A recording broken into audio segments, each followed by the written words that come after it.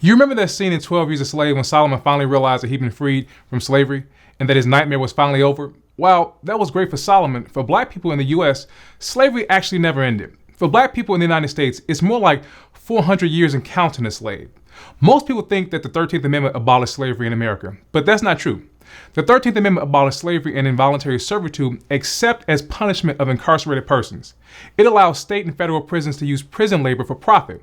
This exception has negatively and disproportionately affected black people and continues to drive the criminalization of black communities.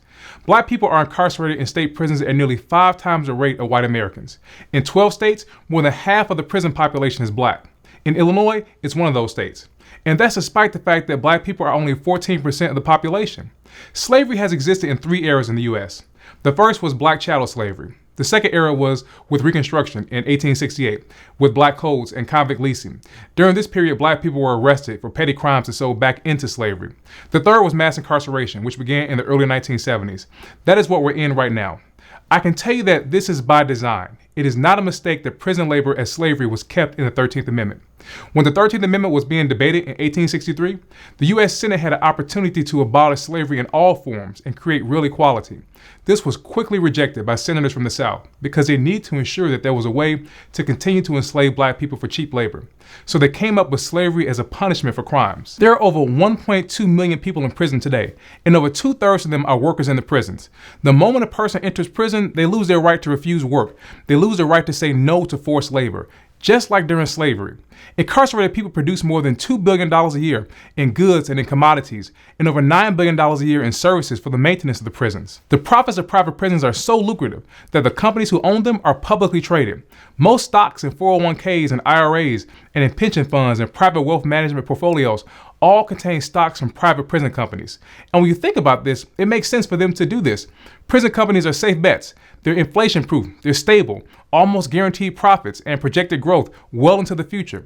All because this country is committed to locking up as many black and brown people as possible to fill the prisons. Let me give you another example of just how committed this country is to private prisons and the wealth they create off of black bodies. So towards the end of the Obama administration, the Justice Department said that the federal government was going to reduce and end its use of private prisons. On this news, the stock prices of private prison companies fell. When Donald Trump took office in January 2017, one of the first orders of business was to end that policy. As soon as it was announced, stock prices of private prisons went roaring back. Some of the biggest companies have benefited from prison labor at some point.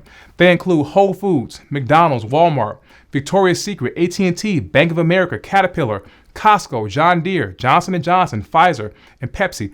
I could go on because there are so many more. In New York, they answer the phones at DMV call centers. In Louisiana's Angola prison, they still do farm labor by harvesting corn and soybeans and picking cotton, just like enslaved black people did 200 years ago.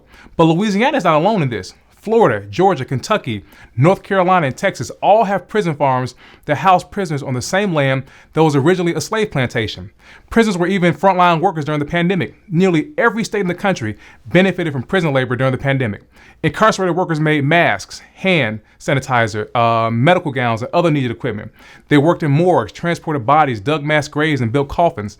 They washed hospital bed sheets, towels, and hospital gowns. In California, 30% of the state's firefighting force is composed of prisoners. They fight the wildfires that rage every year in that state.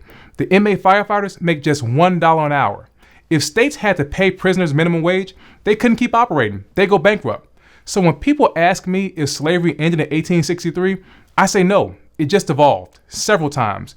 It has evolved from slavery and plantations to convict leasing to sharecropping to mass incarceration.